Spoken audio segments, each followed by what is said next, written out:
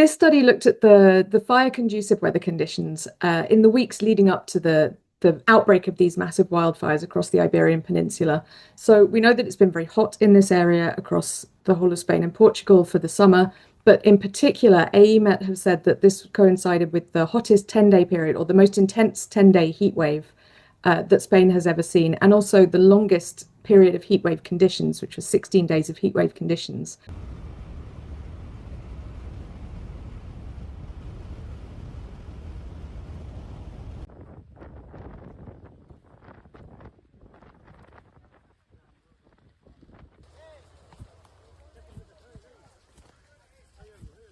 And those really high temperatures are really what's driven these fires. They've dried out the vegetation and they've made it really kind of tinderbox conditions for these wildfires to take hold.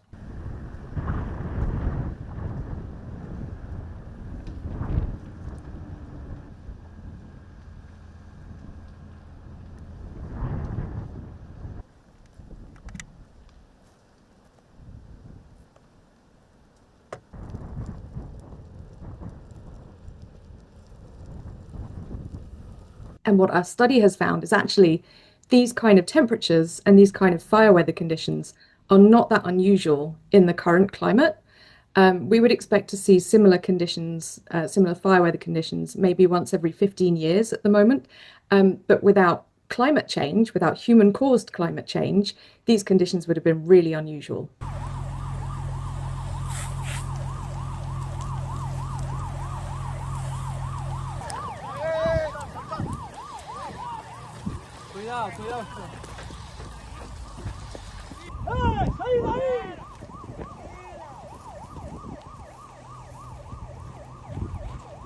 Combined fire conditions, including the low rainfall, the high temperatures, the low humidity, and the wind. We use a kind of compound index that captures all of those factors over the last couple of months and weeks and days.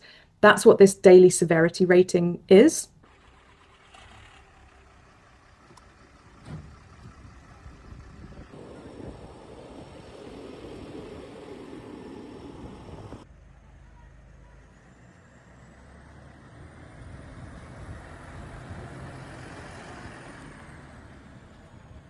Those levels of fire severity that we're seeing are now about 40 times more likely than they would have been without human-caused climate change.